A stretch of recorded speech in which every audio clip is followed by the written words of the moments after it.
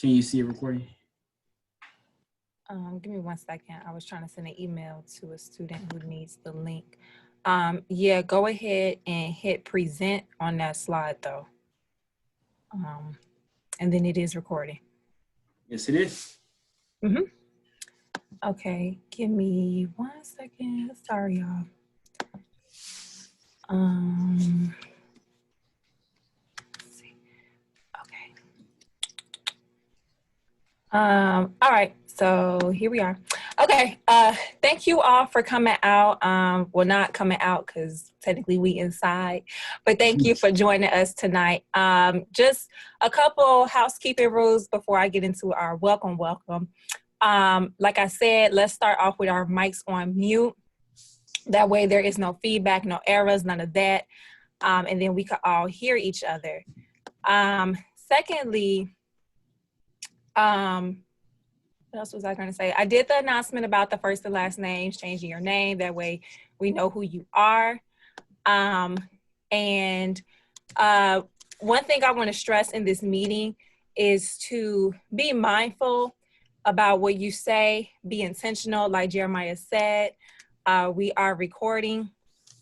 So, and then this will be posted on YouTube, but if you absolutely do not feel comfortable with that, you can, you don't have to have your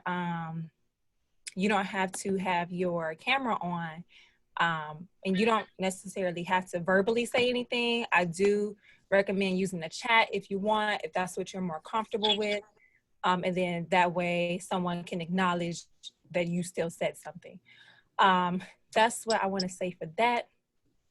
I will do, we'll get into introductions of our exec board, but I am Brittany Britton. I am the president of Black Student Union. Thank you.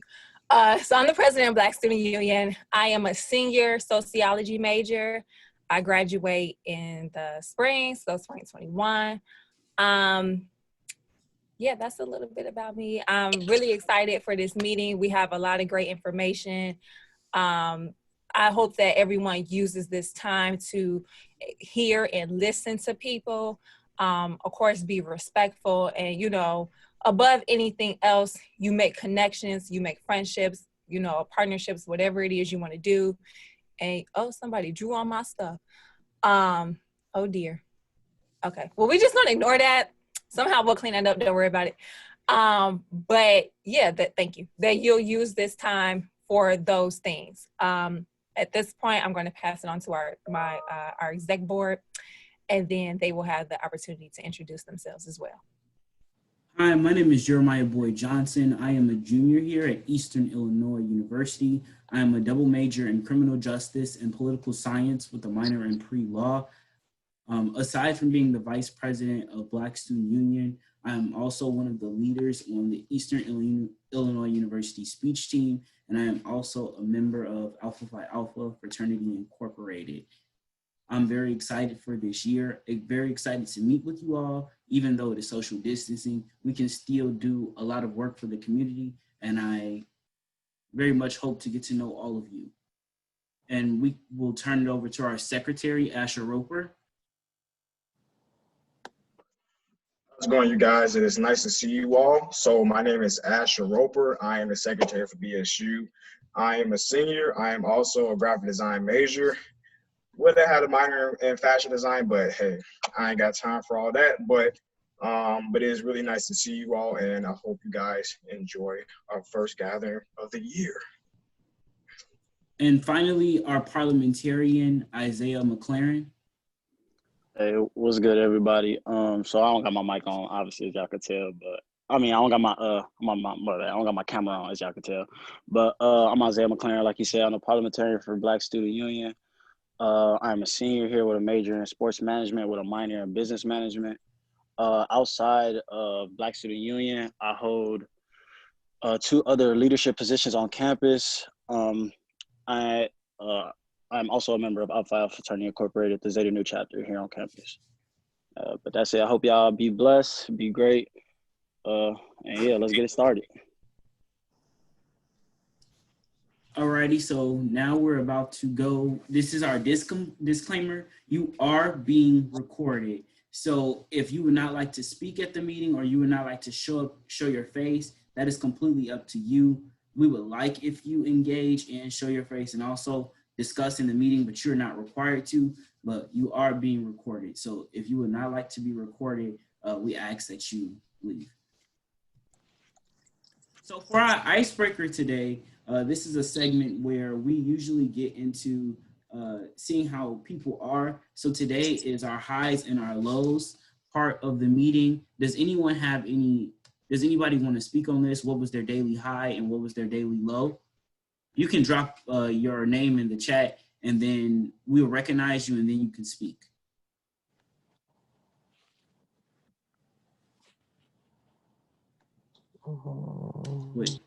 Would anyone like to? Everybody don't go all at once.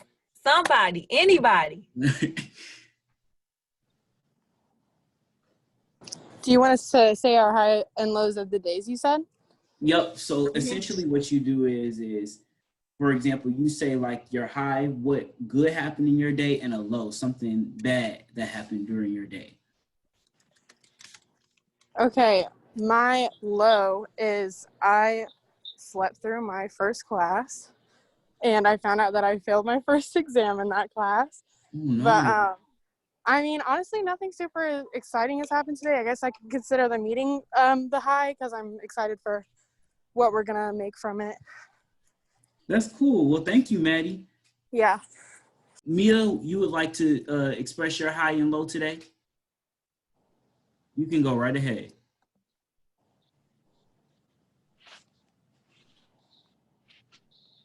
Mia Smith, if you want to tell us about your high and your low today. My high was probably, I don't know. I was at Chick-fil-A today, and actually tried coffee from Java, and then my low, I don't know. I think I failed my biology test. Oh no, it's too early in the game to be failing tests. But you got it though. You got it. I mean, Yeah, you got it. We got something for y'all that's spelling tests. Oh yeah, we got some tutoring, some resources. Yeah, we got something for y'all in the end. Just make sure you stay with us. We're gonna help y'all out. Stay with us. We got you. We're not gonna let you fail. Anaya, you would like to speak on your high and your low today? Yeah, my high was, well, I had the same biology test as Mia, but I think that's my high though, because I think I did good. So, but my low, I don't really have a low today. It's a really good day. I don't know. Okay, that's cool. Rayshawn Stevens. Oh, he said he's thinking about his birthday weekend. That's his daily high. Turn up for the birthday weekend. I mean, turn one time for the birthday. So we're very excited about that. I think we got somebody else that wanted to go.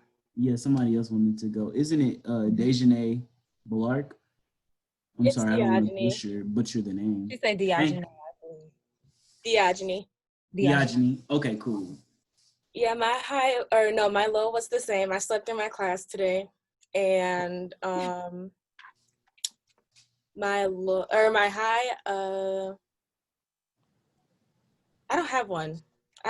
Except for the Black Student Union, like I'm proud to be joining that. Okay, we glad to happy have to you. have y'all. I thank y'all so much for y'all enthusiasm. Right, because like I almost missed the meeting. I was knocked out. Oh I'm God. glad that you woke up. And not be having that. We got one more person in here. Okay, we got us.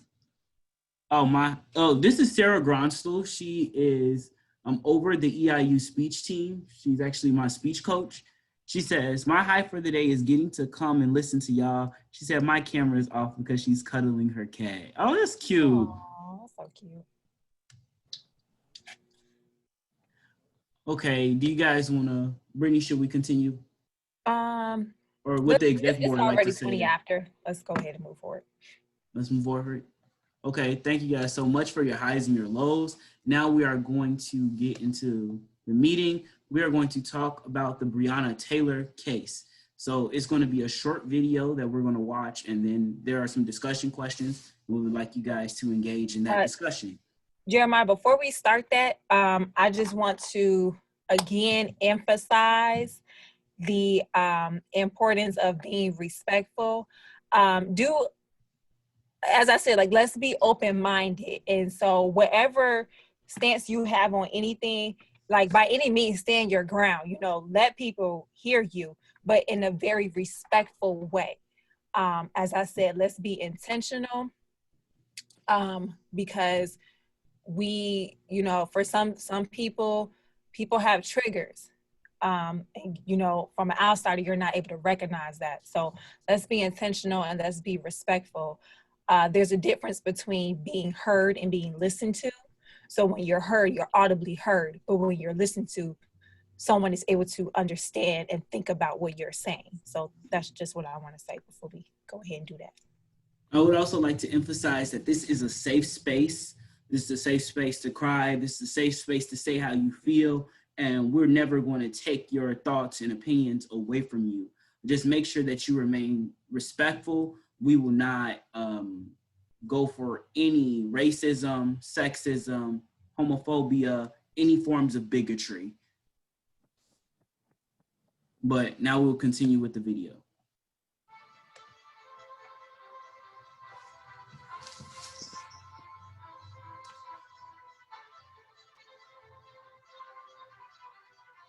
I'm sorry, guys. We have to watch the ad. Are you able to turn it up a little bit? If you want us This to accept the result, then release the transcript. Release the transcript so we can have transparency. And if you did everything that you could do on Brianna's behalf, you shouldn't have any problem whatsoever, Daniel Cameron, to releasing the transcript so that we can see you fought for all of Kentucky citizens, especially including Tamika Palmer's daughter, Breonna Taylor. Release that transcript. Release that transcript. Release that transcript. Release that transcript. Release the transcripts. Release the transcripts. Release the transcripts. Release the transcripts. Release the transcripts. Release the transcripts. Y'all, I don't know if Daniel Cameron can hear us. Let's say it from the heart.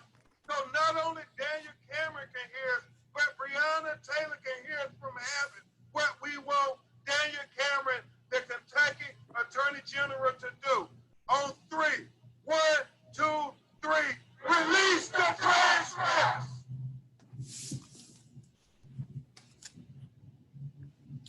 Alrighty, we've seen that very powerful video. So we're going to start off with our first discussion question.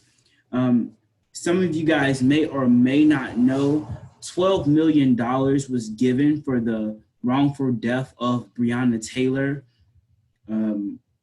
If you are not aware of the case, this is the young Black woman who was shot and killed by police officers. The first discussion question is, do you believe that $12 million gives Breonna's family justice? No. Oh, can you guys please go to the chat, and then we will recognize you to speak. But if you want to audibly speak, you can. Just say your name first. Then that way we know who's speaking. Because it's kind of difficult when somebody just jumps in and we don't really know.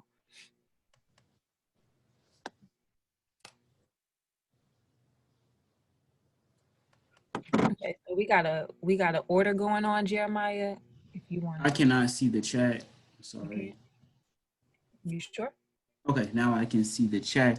So who wants to go first? We have Monique Johnson is first. Then Monique Johnson? I just wanted to say no. That's all I have to say. Just no. I feel that it's not. Michaela, would you like to speak? I can speak real quick. I just basically just said no just because, I just feel like personally, you just can't put a price on a life. And no matter, like, I don't know about nobody else, but I personally, if one of my family members died in this type of manner, like, there's no amount of money that will make this okay, or that will ever make me feel better about the situation. Okay. Kayla, Ruth, would you like to speak on this issue? I just want to say that I agree with Michaela about that. You cannot put a price tag on a life. But it's nice that they recognize the injustice done to her family, to Brianna. And that's it. Would anybody else like to speak on this issue? I understand that it is emotional. I understand that it is a lot to handle, but Asher? Yeah, I'm mostly in the same space as everybody. Because again, like there's no amount of money that the department can pay for the injustice that happened to Brianna that could like take away all that the family is going through right now. And I feel like that could be the case for, all the other, members of those who were taken away by, police brutality and the injustice of the system, and it's like these departments are trying to like buy out, these cases. So it's like, so basically the turmoil can just stop, but it's like at the end of the day, that's only gonna add fire to the fuel, because you trying to, just put this under the rug by paying this family to just leave it alone is just gonna rile the people who were supporting the family in the first place because of what your department did to the people that you're supposed to protect, and I personally feel it doesn't matter if it's $1 million or $1 billion or $1 trillion. No amount of money could make up for this. Thank you, Asher. Maddie, would you like to go? Yeah, I mean, I agree with what everyone already said, but I feel like not even just concerning the money, like there really isn't justice you can get for taking an innocent life, period. The most that, everyone could get out of it is actually doing something about it, like an actual physical change being done. And I feel like that's the best justice that you could get, but in general, there's not justice for taking an innocent life. Yeah. Sarah, would you like to go? Sorry, I had to unmute myself. I just wanted to add in that in addition to it not being justice, the police department won't be punished at all because the department doesn't pay for it. The city does, meaning that it falls right back on the community to pay for the settlement. Thank you, Sarah, for mentioning that. We are now going to move on to our second question is, what is it going to take for African-American women to finally receive justice? I know that this is a big issue that plagues the African-American community, that Black women, that in the wake of violence and police killings, we always see Black men and the broadcast and the movement behind Black men being killed for injustice. But I know the hashtag Say Her Name is something that's really going rapid. And I know that a lot of Black women's stories are silenced. So what do you guys think it's finally going to take for African-American women to finally receive justice? Would anybody like to speak on this issue, on this question?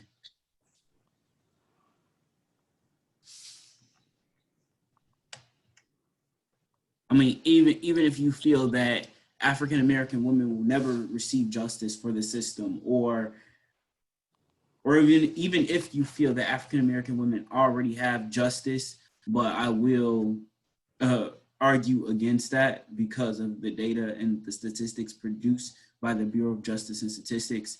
But if you would like to say something about what it will take, Asher. Yeah, I'm just get this out real fast. I'm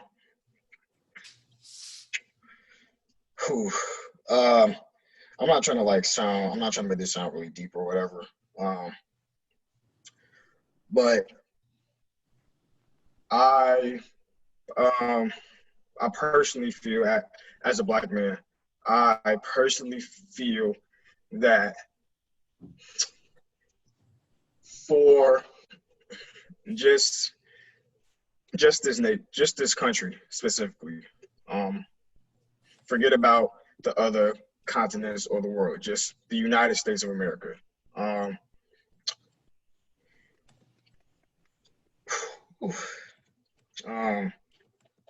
Sorry. Oh, it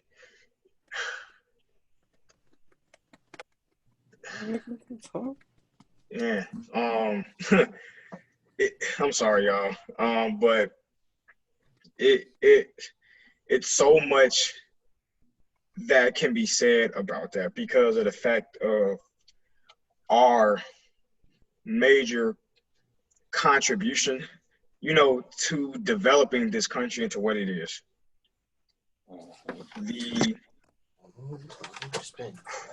The abuse and neglect and emotional and mental trauma that was brought onto us from making this country what it is today.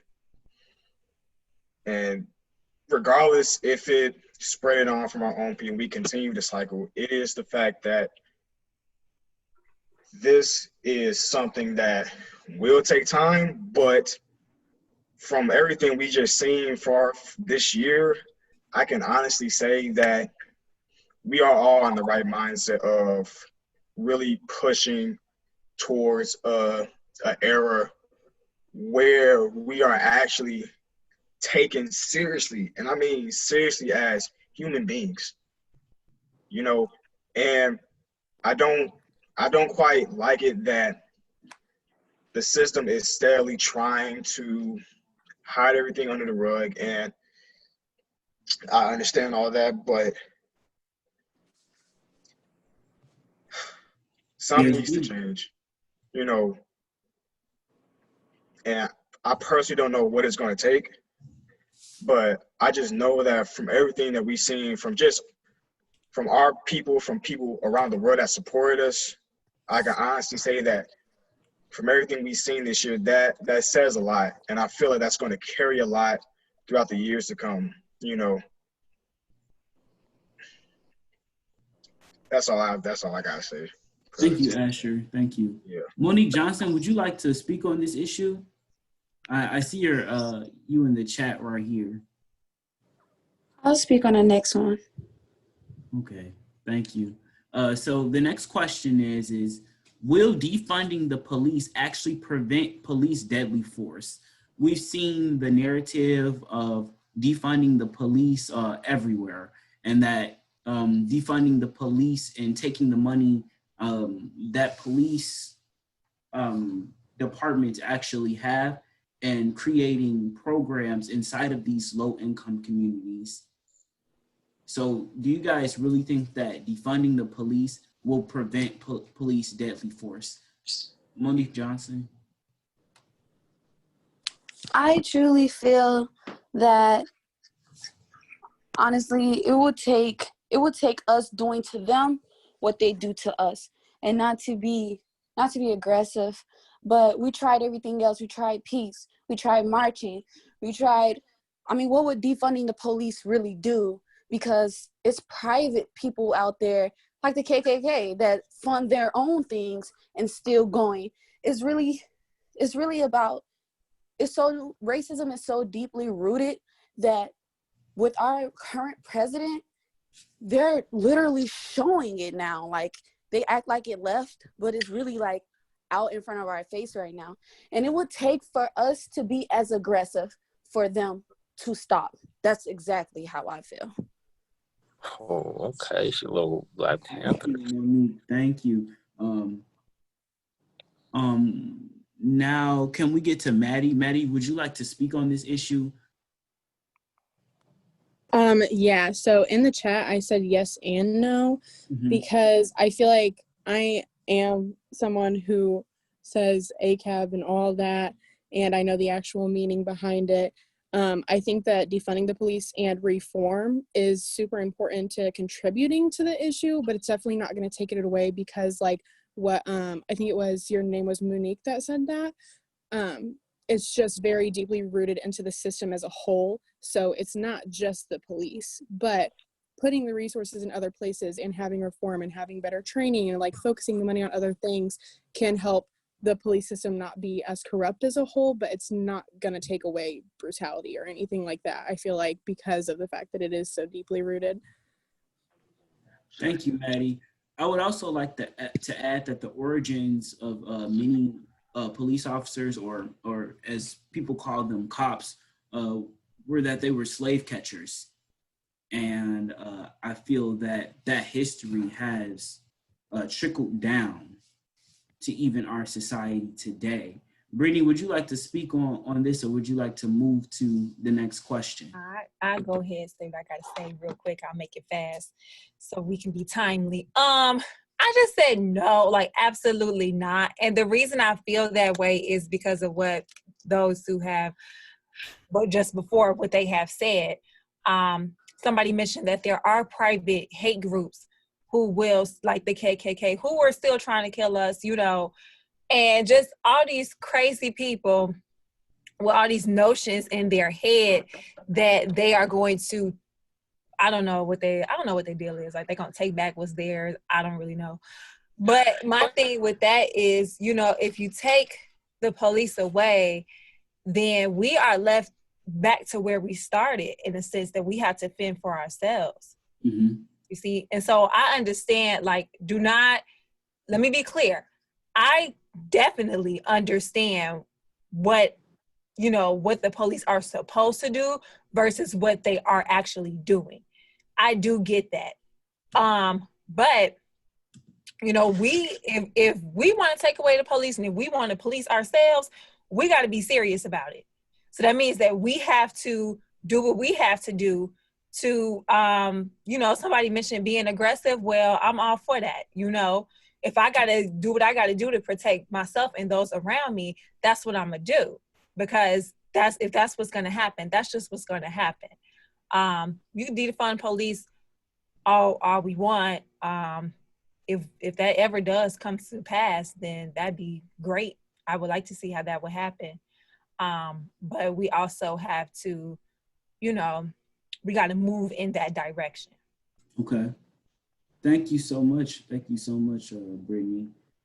Also, moving on to the next question, and this is something that Sarah Gronstel had brought up before. Should it be the burden of the taxpayers to pay for police misconduct? This $12 million settlement that's going to Breonna Taylor's family is not being paid by actual police. It's not being paid by police departments. It is our job to pay for police misconduct. So if this such situation would happen in a community in which you would live and they want to give somewhere a settlement, it is our job as taxpayers to pay for police misconduct. We added on, a lot of people said that money does not, you know, compensate for a life. So who should pay for this? And should we have to pay for this? Would anybody like to speak on this issue?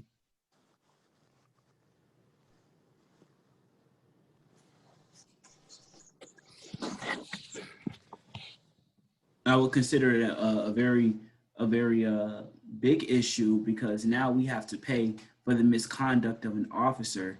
I know we had a former student here, Edwin Mitchell, outline. Okay, so Maddie says no, that the taxpayer shouldn't have to pay for police conduct. Oh, David, Davis, would you like to speak on this issue? Because you said it should come from their salary. Can you please explain? Can you hear me? Yes, I can. Okay. All right. It's like 3 a.m. here, so I'm sorry. But I feel like it should come from their salary, simply because people tend to act different when you mess with their pockets, when you mess with their money. And if they're not, there's really no consequence. Nobody's being arrested. Nobody's losing money. Nobody's losing their job. So it's like, where's the consequence coming from? you know? So at this point, that's why I feel like, yeah, something got to change.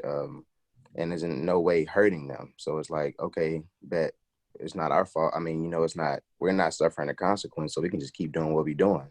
You know, they're not feeling any repercussions, so nothing's going to change.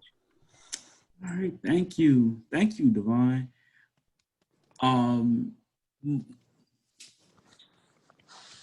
So I don't know how to pronounce her name. I do not want to slander your name again. Is it Dejanay? Would you like to speak on this issue? Dejanay. It's Diogene. Diogene, I'm so sorry. No, it's okay. I definitely agree with Davis. Is that your name? Sorry if I messed it up. Yeah, But they're not getting any form of consequence, so they think they can keep getting away with this because they're like, oh yeah, they're gonna have to pay. They're gonna have to pay while we sit back and laugh. Nah, it should definitely be taken out of their salary, or get fired or arrested. You shot someone, you killed someone. Like, if it was a Black person who killed someone, they would have been either killed or immediately locked up. So they need some type of consequence. That's all I have to say.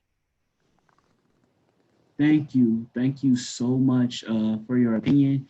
To the last question, and we're not going to spend too much time on this question. We're probably going to take about 1 to 2 people. Is how do we move forward as a community, specifically, as a Black community?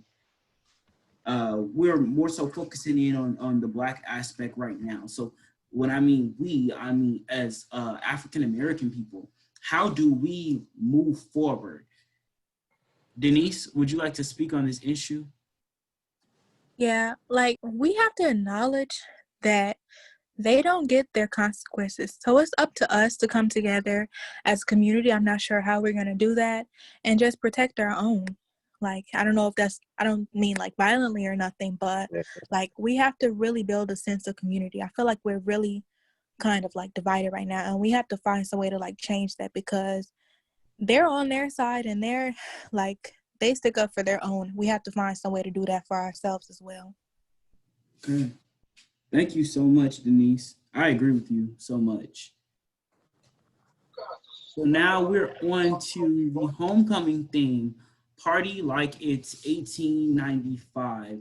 So Eastern Illinois University has decided that the homecoming slogan this year was to party like it's 1895. The historical context to 1895 is when the university was founded, but some minority students and some students that are not minority students strongly oppose the slogan for reasons of Jim Crow. At this time, LGBT people were charged with sodomy. Black people could not vote. Women did not have the right to vote. Native American massacres that took place at this time. And that is the other historical background to partying like it's 1895. So to the first question is, we want to know how you guys feel about this. You would like to drop your name in the chat if you would like to speak on this issue.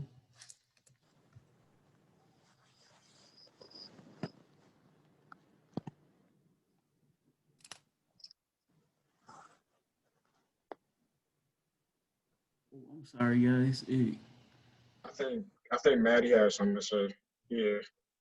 Yeah, because I can't see the chat right now. So Maddie.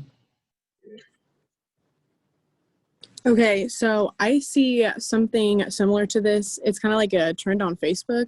People like to post like the black and white pictures from like the 50s and stuff. And they're like, I was born in the wrong time era. And the issue is that they're just glamorizing like the fashion without considering all the bad things of that time. And I feel like this is really similar, and it's even worse because it was even longer ago whenever things were way worse. So I just feel like it's kind of like ignorant and inconsiderate to people who, I mean, the only people who had rights in that time were white men. That's true. Thank you so much, Maddie. And I would also like to add that even some white men couldn't vote. If you are a white man that did not own property, you could not vote at this time period. I would also like to note that this is also the time of 30 years after the abolishment of slavery was some of the worst times for African American people and even women who were fighting for their suffrage. So Monique, would you like to go?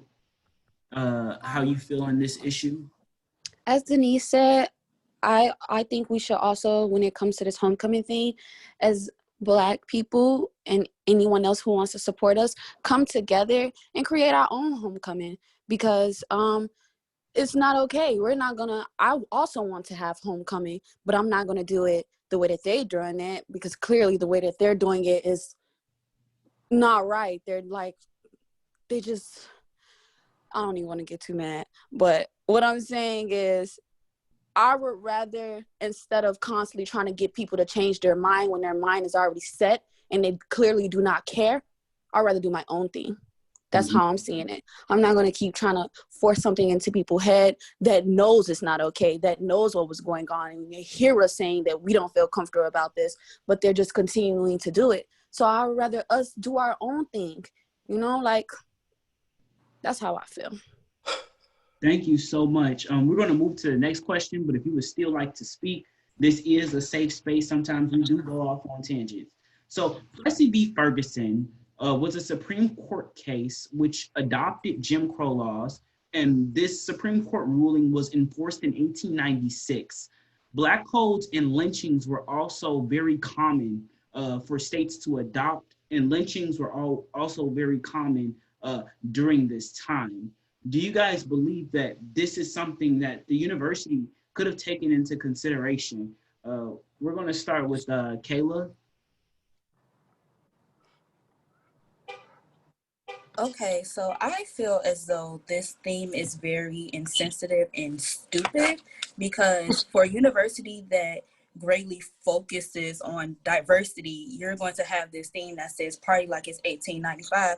I get it. I get why the theme was thought of. You probably listened to the press song and got the bright idea, but it's just stupid and very insensitive, because my people were illiterate sharecroppers trying to avoid being lynched, beaten, and raped. So what you really trying to say?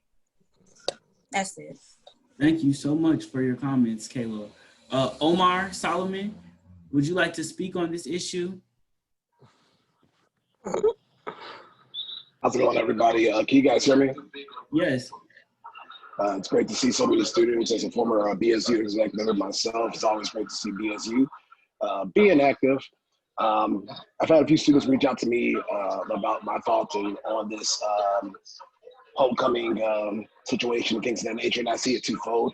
So I definitely, coming as a staff member of the university, I think I come from a point of privilege, understanding like I don't think there was an ill intent when we originally thought with this, because it was a vote. But I also understand the student side, in terms of how they feel. Because I'm not gonna lie, the first thing I thought of was Prince. I kind of just brushed it off.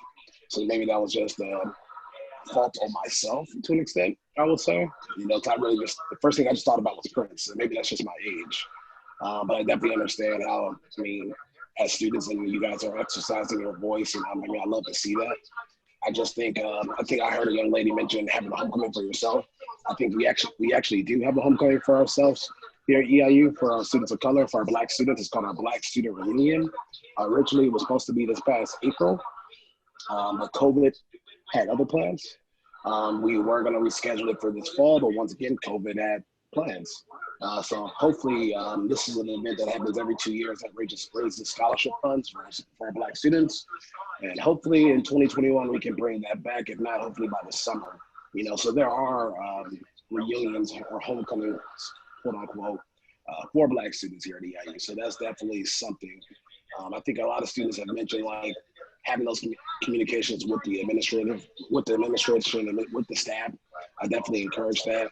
I know there's plans on the recruitment side. I work in admissions.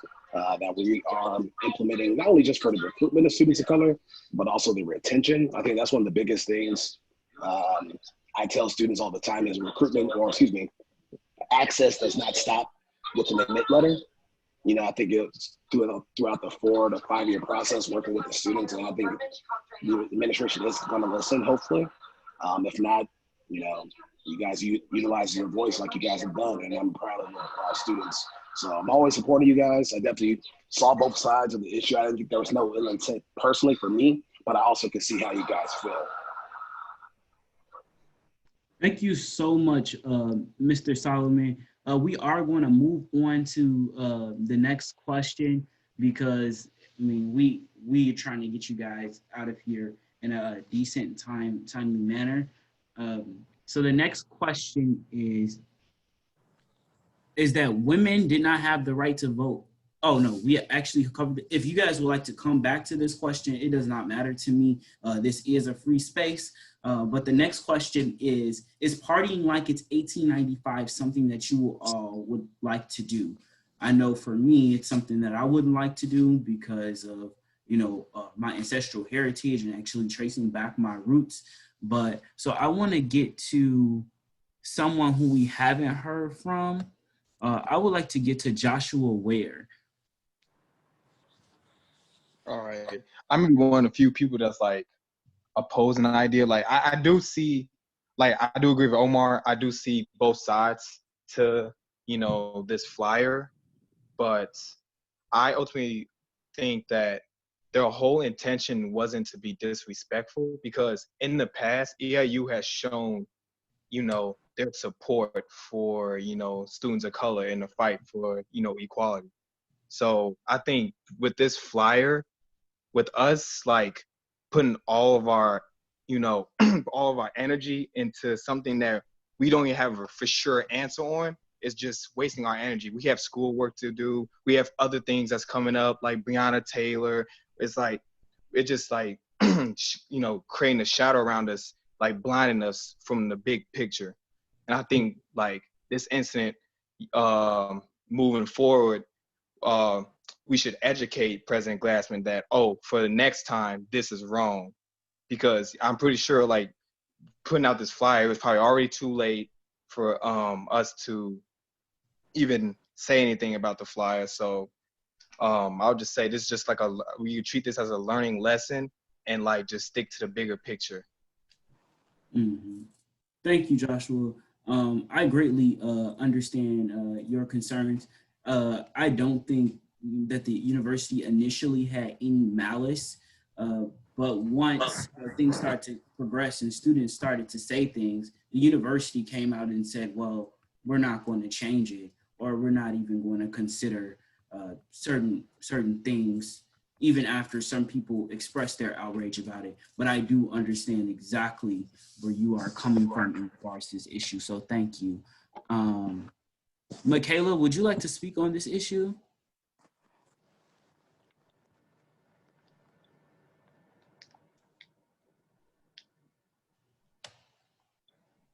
Or Lois, would you like to speak on this issue? Is partying like it's 1895 something that you would like to do, knowing the history?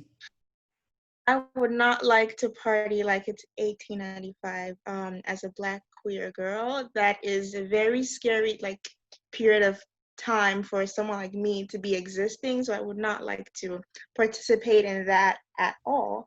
But also, I think personally that we need to have more people of color making these choices for everyone, so that we don't make these mistakes again in the future, because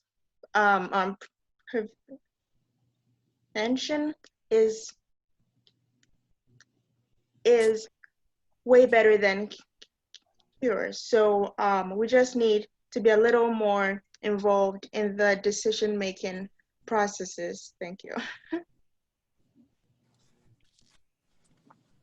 I just want to say something right quick. I really agree. First off, like everyone's thoughts are definitely valid to me.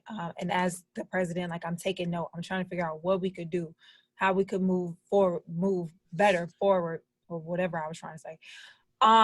But when Josh said, and he might not have been the only person that said something like that, but when he spoke about educating people, knowledge is currency.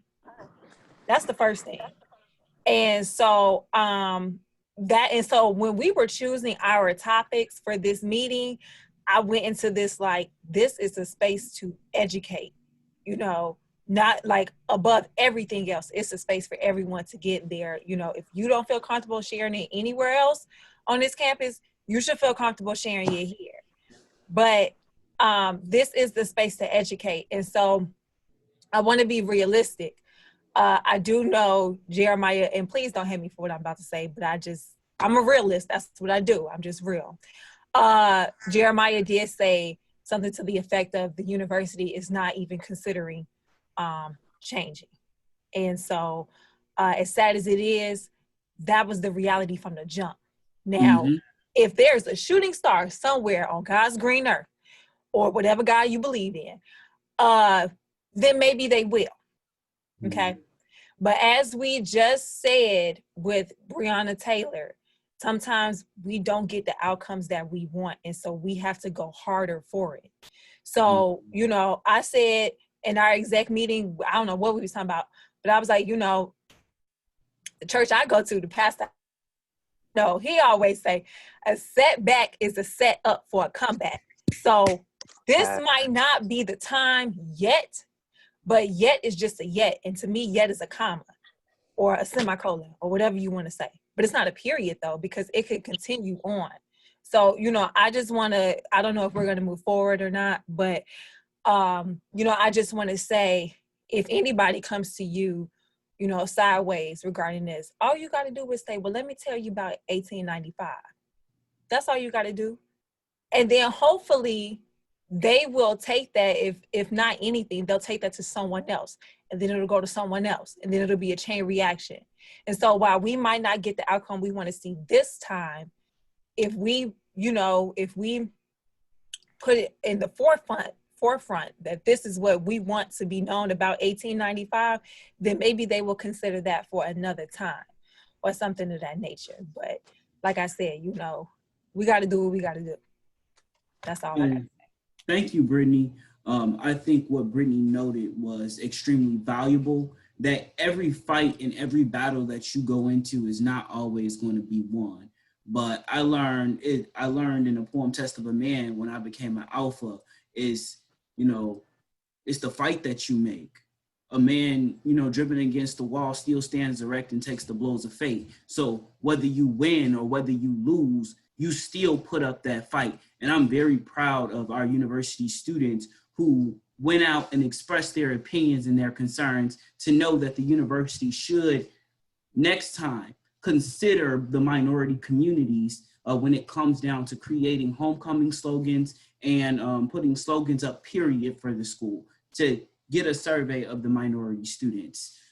So another person that I would like to come up and speak is Miss Yolanda. Would you like to come up and speak? I know you always, Hey guys, so I have to say that I had a host of students contact me when they got whiff of the party, like 1895. The first thing I thought is, and you have to understand, I'm a Black Studies educator and scholar. So the first thing I thought was, that's not a good time for my people. Why would I like to party like 1895? The second thing I thought was what Omar said. I thought of Prince, party like it's 1999. And I was like, if anything, at a predominantly white institution, that's where the theme came from, was the Prince song. And you all love doing throwback whatever. So I'll say, okay, that's a throwback. And so that at the same time, I agree with Omar. I don't think it was a malice from the institution side. At the same time, or how's never, we're all supposed in 20 if this had dropped in 2016 or 2017, we all would have thought it was corny and moved on. In 2020, we are all more culturally sensitive about a lot of things, and that's not a bad thing. The problem is, what I find, the problem with this is, there were probably surveys. They probably sent out surveys saying, y'all know how homecoming works. Those of us that's, not freshmen, we all know how homecoming works. They get us sent, that you all are sent surveys about themes, and you don't vote on the surveys, right? And I get it. I've been here since a minute. I've been at Eastern for 2 minutes, and I promise you, homecoming has never been for us. It's never been a unified party. It's always been a Black party and a white party. So with that being said, and then there was those of us that went party with both groups, right?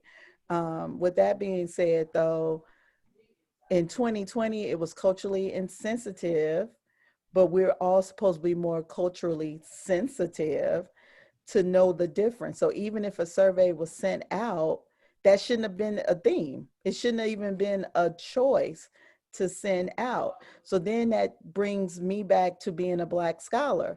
Who is really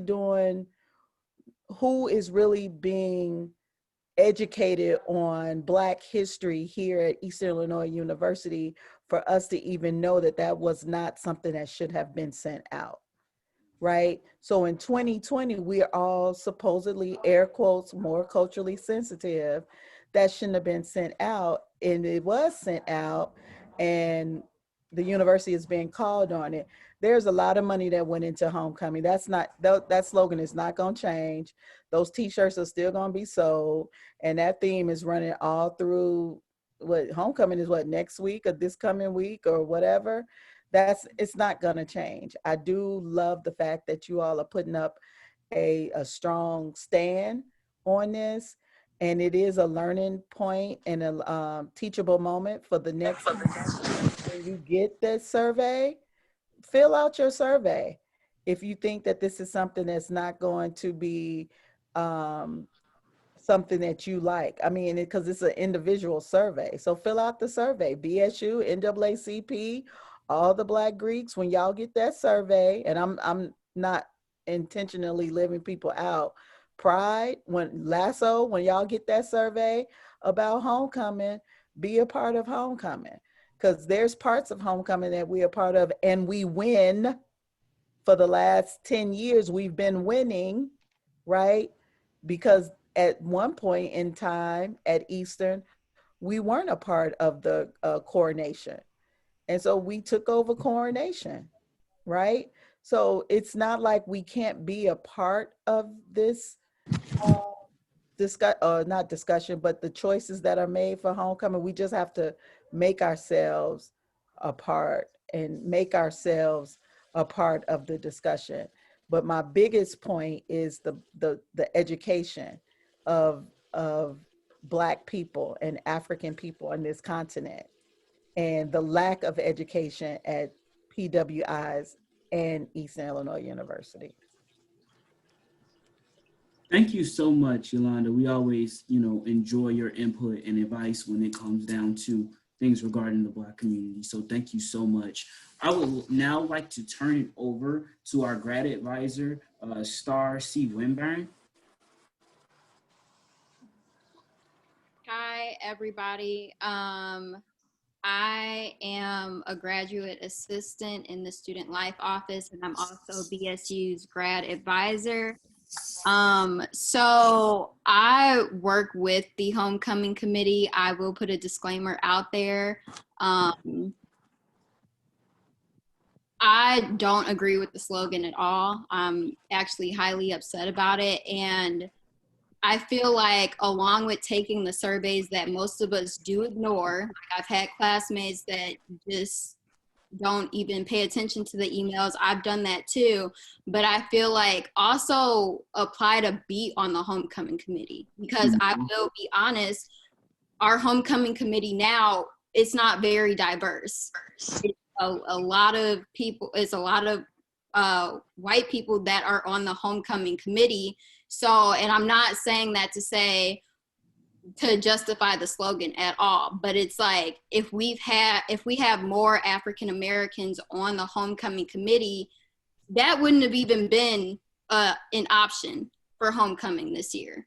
That slogan would not have been an option. So along with taking those surveys, apply to be on the homecoming committee, apply to be on UB, like apply to work in the student life office. That way we have more African Americans, like more people of color, you know, helping with those decisions. And it's not strictly just the university, like President Glassman and, you know, his staff just deciding on, okay, we're not going to do anything about the homecoming slogan. Like, it's the homecoming committee as well. And because I work for that office, I'm not bashing on them, but I feel like we need more African Americans in those positions because we wouldn't end up with the slogan like this.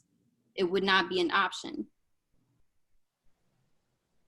Thank you so much, Star. And we are moving on from this topic. Thank you guys so much for your input. I very much appreciate that. Brittany and I and the whole entire exec board, Star, we're all about facilitating this discussion. So now we're on to the Office of Inclusion and Academic Engagement. Star, would you like to speak on these slides, these next slides coming up? So is Justice McGruder on here? She should be on here. She is going to, okay, she is on here, good. Okay, so cool. She's gonna speak about Office of Inclusion and Academic Engagement. She is the GA for that office. So Justice, you can go ahead. Okay, so yeah, like Star said, I'm a GA for the Office of Inclusion and Academic Engagement. I'm sorry, I just read the chat.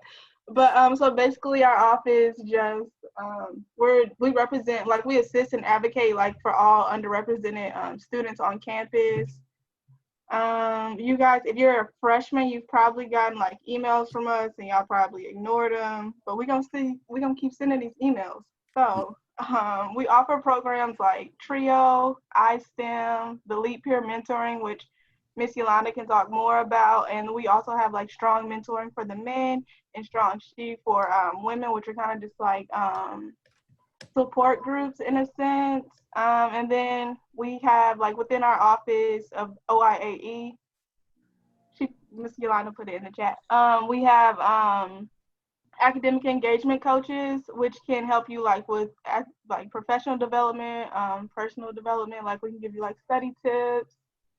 We try to put on workshops, anything like that. And then Star can also talk a little bit more about TRIO. We're located in Blair Hall in room 2182. So if Star or Yolanda want to say anything that I missed. So I have to go. I got Pride Exec, so I'll talk about LEAP real quick. LEAP is a peer mentoring program for incoming freshmen and transfer students, and I pair an upperclassman that's in good standing and academic standing with a freshman or incoming transfer student. It's only for a semester. I think it's a good program. If you are incoming freshman or incoming transfer student who wants to get to know Eastern, because the peers really talk about the good, the bad, and the ugly of Eastern and gives you the real deal about Eastern. Strong She, Sisters Healing and Empowering is almost the sister group to Strong Mentoring, where it's women of color, mostly Black women. And we talk about different topics. We engage and discuss different topics that go on in our lives as Black women, not only at a PWI, a predominantly white institution, but what Black women go through on the globe. There's a She Exec board, and we usually have meetings Tuesdays at 5. And so those that you probably have gotten an email from me if you are a woman of color, especially a Black woman on campus, you've gotten an email from me about SHE meetings with the Zoom link. But I gotta go, y'all. Have a good meeting. Thank you so much, Ms. Williams, and thank you so much, Justice. Now we're moving on to how OIAE can help you. Star. That was still for justice, but it's fine. I'll Oh, talk. I'm sorry. No, you're fine. I'll talk a little bit about TRIO. I don't feel like that went into depth.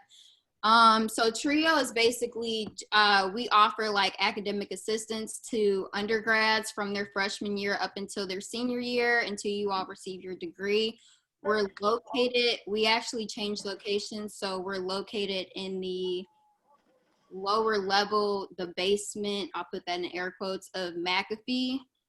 So we offer like tutoring, we offer TRIO mentors, and I don't want to say anybody can become a part of TRIO, but we're more so like, I don't want to say dedicated, but we more so push ourselves to help the students that are like low income or first generation. We have a lot of students that are first generation, and that's what we try to help them with. And TRIO is just like academic support. TRIO is academic support and also like counseling. So you can, whoever your TRIO advisor is, if some of you all are in TRIO or if you want to sign up, you know, you don't just go in for tutoring or to get help like with homework or to talk about your classes. Like I have students that come in because, you know, they're having a rough week or they're just not feeling it. So.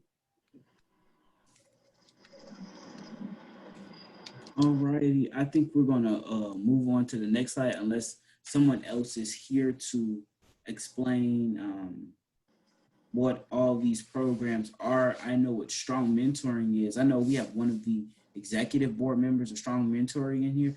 Josh Ware, are you still here?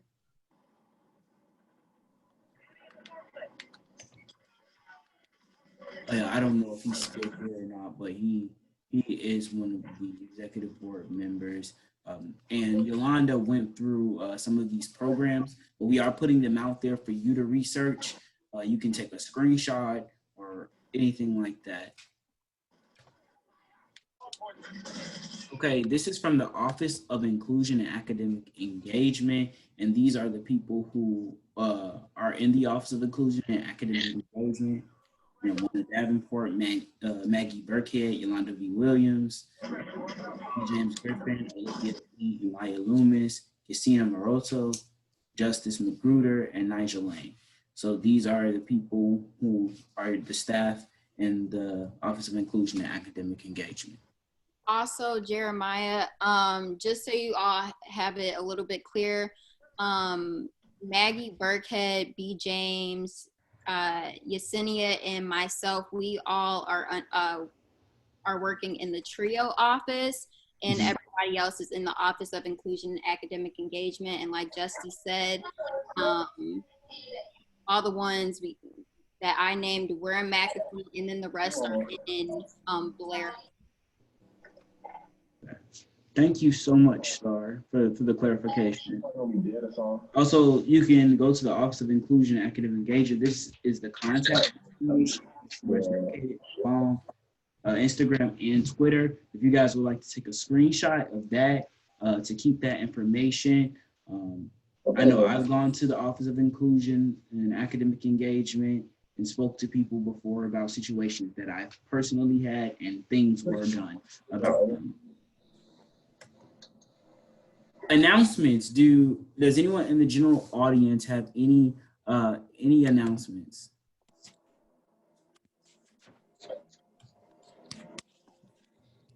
Any announcements? Any upcoming events? I have one. Oh, go right ahead. This is Victoria. Hi, Victoria. Hey, make sure y'all fill out your FAFSA this upcoming week. It's October 1st. So make sure y'all get all y'all money that y'all can for FAFSA. That's all. Please, because FAFSAs have to be filled out. We gotta get that check, gotta get that money. So we back in school. I also, I put it in a chat very, very, very early in our meeting, but I'm gonna go ahead, copy and paste. Give me a second, cause you know, I ain't really a tech person like that. So I'm trying to still see y'all and copy and paste. But I have created a Google survey. And so I know some people have filled it out already.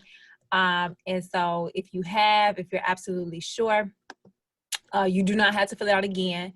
But if you are in the unsure population, go ahead and do it again. That way, you know, you can never be too sure.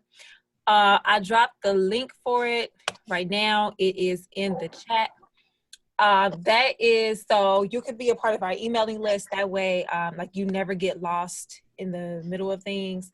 And then that way we know how to directly contact you. It's a little, it's like 5 questions, I think. And they're really, really simple. Also, the last question is, you know, about what programs do you want to see from BSU? Remember that our general body meetings are every Monday, same time, same place. So that's all I got to say about that. And also to take full advantage of all of the resources that were explained before this. I am a TRIO alum from back in the day. But, you know, and it's a great, not no more because I just can't do it no more. But it's a great program. And then, you know, don't be afraid to reach out and make connection. Then I'm going to be quiet. Thank you, Brittany. I have 2 announcements. BSU is looking for a treasurer. We do need a treasurer and desperately. So if you would like to apply for the position of treasurer, you can contact myself or you can contact Brittany, Star, or any other member of the BSU Exec Board. Also, please follow us on Instagram at EIU BSU. Please follow us on Instagram. And also, we will be putting this recorded meeting on Instagram. You'll be able to access the link, go to YouTube and subscribe. So thank you very much. Does anyone else have any? Addie says she got one in the chat. She got something to say. Okay, so this isn't really an announcement. I know Brittany knows because she's the first person I reached out to, but the whole reason I found out about the BSU is because I asked my RA about it with the newest, you know, stuff we found out about Breonna Taylor. I'm really interested in organizing like some sort of movement here on campus, and possibly if we can find a way to broaden out and make it something bigger. I don't know any details of it, but it's just an idea I wanted to like present to everybody.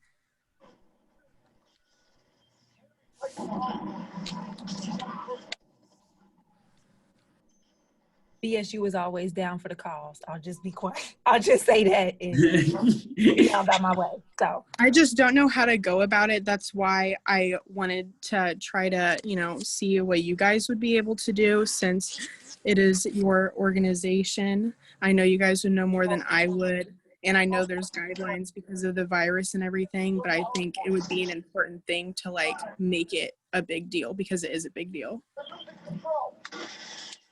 Thank you so much, Maddie.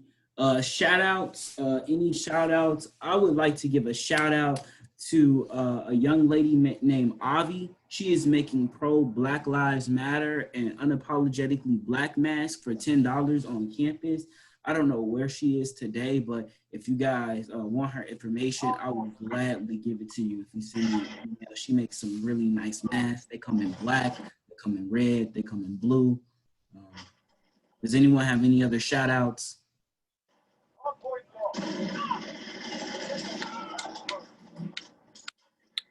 you know how we do. We shout y'all out for coming out. Well, not coming out, Thank you. but coming to. I'll put it that way. Thank you so much for coming out. If there's no other shout outs, this is enjoyment. Thank you so much. Thank you everybody for coming. We enjoyed you so much. We enjoyed your conversation. If you would like to find this video, we will be posting it on our Instagram live. We will be posting it on our Instagram so you can access YouTube and subscribe, please. Thank you guys so much. Okay, be safe, y'all. See you later. Peace out. Don't forget to wear your mask, social distance, God. hand sanitizer, wash your Stay hands, safe. Please all stay kind of safe. stuff. Yes, please. We don't need no Wear a more mask. virus over here. Oh God. Dude, bro. Okay. All right. Thank you guys so much. We are logging off.